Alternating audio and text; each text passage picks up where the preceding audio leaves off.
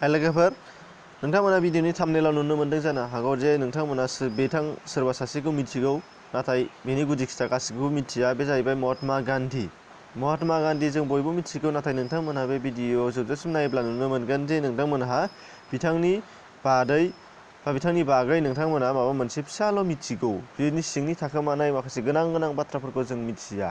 दा बेनिखायनो नोंथांमोना जुदि नायनो गोसो दङब्ला भिडिअखौ जोबजासिम नायलां आरो नायनाया गोनांथि दं होननानै आं सानो। मानो होनोब्ला साफ्रोमबो एग्जाम होग्राफोरनि थाखायथ' दरखारखा, आरो एग्जाम होआब्लाबो गुबुन गावनि गथ' बा गुबुन न'खरनि सोद्रोमा बा फरायसाफोर बा इयुन जोलैनो फोरमायनानै होनांगौब्ला जुदि जोङो बेखौ नांथारगौ जानानै फैगोन आरो बेनिखायनो आं सानदों नोंथांमोना भिडिअखौ नायनायनि गोनांथि दङ।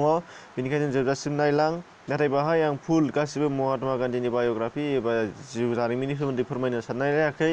बिनि थाखाय गोनांथार मोननैसो बिथिंखौल' आं बाहाय होनाय जादों।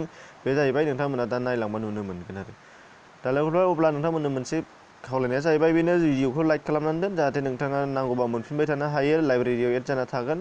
गोदानबा साबस्क्राइब खालामनानै ला चेनेलखौ, नटिफिकेसन बेलखौ थुनानै हो। आरो नोंथांमोननो मोनसे फोरमायथिया जाहैबाय बे भिडिअनि जोबनायाव इन्ड स्क्रिनाव गोबां भिडिअ जाखांफैयो, बेखौ जोबजासिम नाय। ओंखायनो बेयाव गुबुन भिडिअ नोंथांनो गोनांथि जानो हागौ, बेखौ नोंथांमोना नायना लानो हानाय जागोन। आरो गोजौआव मालाबा गेजेर आइ बटन फैयो। आइ बटनाव भिडिअनि गुबुन भिडिअनि लिंक जाखांफैयो, बाहाय थुनानैबो नोंथांमोना भिडिअखौ नायलांनो हानाय जागोन।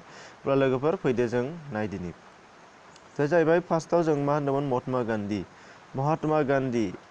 गान्धीनि गुबै मुङा मा बेखौ जों नांगौ। बे जाहैबाय महनदास करमचान्द गान्धी। बे जाहैबाय महात्मा गान्धीनि गुबै मुं। बेखौ जोङो मिथिनांगोन। बिनिफ्राय बिनि निक नेम्स एबा बेखौ गुबुन मुङै मा होनना मिथिनाय जायो। बे जाहैबाय फार्स्टआव जोङो नुनो मोन्दों जों महात्मा गान्धी होननानै बुंनाय जादों। फार्स्टथिं जाय मोनसेया मा मोनदों, बापुजि नुदों, बापुजिबो दङ नै। आरो मोनबावदों जोङो गान्धीजिबो होननानै बुंनाय जायो। जाहैबाय मोनथाम, महात्मा गान्धी, बापुजि आरो गान्धीजी होननानै बुंनाय जायो। दानिया बेनिफ्राय नोंथांमोना नुनो मोनगोन नैबेहाय जोनोम जानाया जाहैबाय 2 अक्ट'बर 1869। जायगाया जाहैबाय परबन्दर, गुजरात, इन्डिया। बा जोंनि भारत हादरनि गुजरात रायजोनि परबन्दर ओनसोलाव जोनोम मोननाय जादों सोर, महनदास करमचान्द गान्धीया। थैदों माब्ला, 30 जानुवारिनि 30 आरो 1948 बे मायथाइयाव बिथाङा थैदों। बेनिफ्राय नेक्स्टआव फैदोंब्ला जोङो फादार महनदास करमचान्द गान्धी एबा महात्मा गान्धीनि बिफानि मुङा मा? बे जाहैबाय करमचान्द गान्धी। दा बेयाव नोंथांमोना कनफिउस जानो हागौ जे फिसालानि नामानो करमचान्द गान्धीमोन, अब्ला बिफानि नामा बोरै करमचान्द गान्धी जाखो? बे जाहैबाय साउथ इन्डिया एबा खोला भारतआव जोंनिया मा दङ, बिफानि नामखौ गावनियाव लादेरग्रा नाम दङ। जेरै मा होनदों, जोंनि नरेन्द्र दामोदर दास मदियाबो लादों, जोंनि दा प्राइम मिनिस्टार। आरो दा जोंनि बे महात्मा गान्धीयाबो बिसोरनिया बिफानि नामखौ लाबोयो आरोखि, फोलेरनि मुंखौ गावनि मुङाव लादेरबाय थायो। बेबायदि हुदा दङ। बेनिखायनो बिफानि नाम करमचान्द गान्धीखौ महात्मा गान्धीया लानाय जादों। ओमफ्राय फारसेथिं मा होनदों, महनदास करमचान्द गान्धीनि बिफा करमचान्द गान्धीखौ काबा गान्धी होननानैबो बुंनाय जायो। बेखौबो जों गोसोआव लानो हानांगोन। बिनिफ्राय मादारनि मुङा जाहैबाय, बिमानि मुङा पुतलिबाई गान्धी, बेखौ गोसोआव लानांगोन। आरो स्पाउस एबा बिसिनि मुङा जाहैबाय कस्तुरी गान्धी, नैबे एसमोन थालांदों, कस्तुरबाई गान्धी, बेखौ जों गोसोआव लानांगोन। बिनिफ्राय नेक्स्टआव मा जानो हागौ, चिल्ड्रेन्स अफ गान्धीजी। महात्मा गान्धीयादि 4 फिसाला दंमोन, जों बेखौ फ्राय मिथियामोन जानो हागौ। नाथाय अब्ला जोङो दिनै मिथिनो मोनसिगोन। आरो बिथांमोननि नामा जोबोद मोजां। फ्राय जोंनि मानसिफ्रा बिथांनि फिसालानि मुंखौनो फल' खालामोबो जानो हागौ। आं सान्दों जे जाहैबाय, नायदो, फार्स्ट देरसिननि मुङा जाहैबाय हरिलाल गान्धी,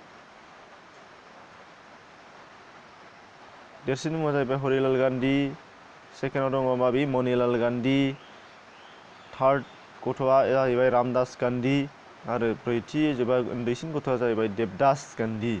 अब्ला जोङो बिथांमोननिखौ फिसालाफोरखौ मिथियामोनब्ला दिनै मिथिनो हाबाय, हरिलाल, मनिलाल, रामदास आरो देबदास 4 फिसाला दङ बिथांमोनहा, बेखौ जोङो मिथिनो हाबाय। बिनिफ्राय नैबेयाव मोनसे खोथा दङ जाहैबाय जोंना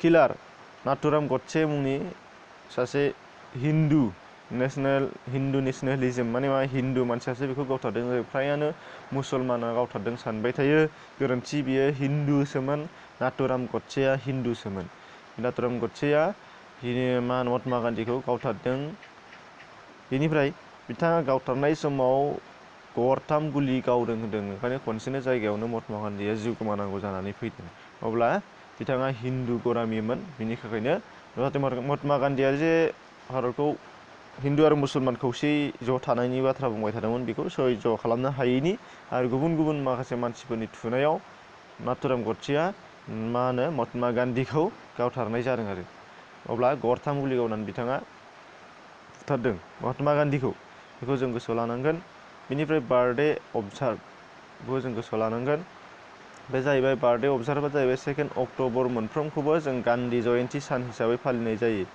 गान्धी जयन्ती सान हिसाबै जोंनि भारतआव 2 अक्ट'बरखौ जों फालिनाय जायो होनदों एस एल एस मानि मा होननाय जाबावदों आरोबाव नङाब्ला मा खालामबावो होनदों international day of non violence होननानैबो वर्ल्डआवनो फालिनाय जासै होनदों महात्मा गान्धीनि जोनोम सान 2 अक्ट'बरखौ international day of non violence होननानै वर्ल्डआवनो फालिनाय जासै होनदों जों बेखौबो गोसोआव लानांगोन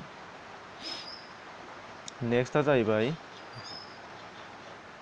महात्मा गान्धीया जे जोबोद गिदिर सासे राजखान्थिगिरिमोन बेनि सासे गुरु दङ जायखौ राजनितिक गुरु होननानै बुंनाय जायो who is the political teacher of Gandhiji Mahatma गान्धीखौ राजखान्थिनि गेलेनो फोरोंबाय थाग्रा सासे ओरैबायदि राजखान्थिनि टेलेन्टेड मानसि दंमोन बिथाङा सोरबि बेखौबो जों मिथिनांगोन बे इन्टारभिउआव फ्रायानो फैबाय थायो बे जाहैबाय गपाल कृष्ण गखलेया महात्मा गान्धीनि सासे जोबोद गिदिर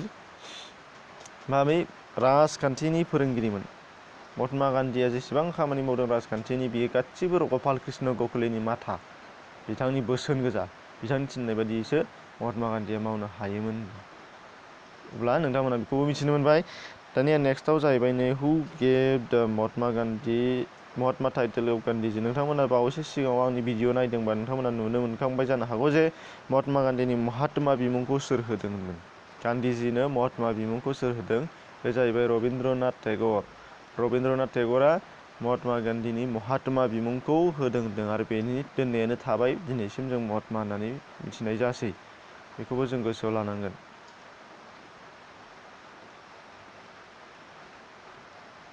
बेनिफ्राय लास्टआव नोंथांमोना नुनो मोनगोन बुक्स बिजाबफोरनि गेजेराव नुनो मोनदों एन अट'बाय'ग्राफि महात्मा गान्धीया गोबां बिजाब लिरलांदों बेफोरनि गेजेराव एन अट'बाय'ग्राफि जायखौ बुङो दा story of my experience with truth बे मोनसे थांगोन नोंथांमोननि थाखाय फार्स्टआव बेनिफ्राय सेकेन्डआव दङ हिन्द स्वराज एन्ड आदार राइटिंस बेबो दङ ट्रास्टीशिप दङ अल मेन आर ब्रादार्स दङ थ्रु इज गड डाइट एन्ड डाइट रिफर्मस दा भागवत गीता नैबे भागवत गीताखौ फ्राय सोङो ओमफ्राय बेनिफ्राय सत्याग्रह इन साउथ आफ्रिकायाव सत्याग्रह सोमावसारनायनि सोमोन्दै लिरनाय आन्ड दिस लास्ट एफेरा प्रेस बेखौबो गोसोआव लानांगोन आरो गोबां दंबावबाय आं नोंथांमोननो खिन्थानो हानाय जायाखै मर देन 100 होनदों जेराव मर देन 100 माने बिजाब लिरलांदों बिथांमोना फिसाबाबो बिथाङा गोबां बिजाब लिरलांदों ओंखायनो बेवहाय मख'नो हाथावनाय जाया आं गाहाय मेन जाय गोनां बेखौल' बाहाय नोंथांमोननो होनाय जादों बेनिखायनो नोंथांमोना गोसोआव ला बेनिफ्राय अब्ला नोंथांमोना नुनो मोनबाय जे महात्मा गान्धीनि सोमोन्दै जेसेबांनाखि गोनां खोथाफोर दङ मिथियामोनबा मिथिनो हाबाय बेनिखायनो नोंथांमोना भिडिअनि सायाव मोजां मोननाय थारनोबा लाइक खालामदो शेयार खालामदो आरो चेनेलखौ साबस्क्राइब खालामनानै लादो गोजोन्थों एसेनोसै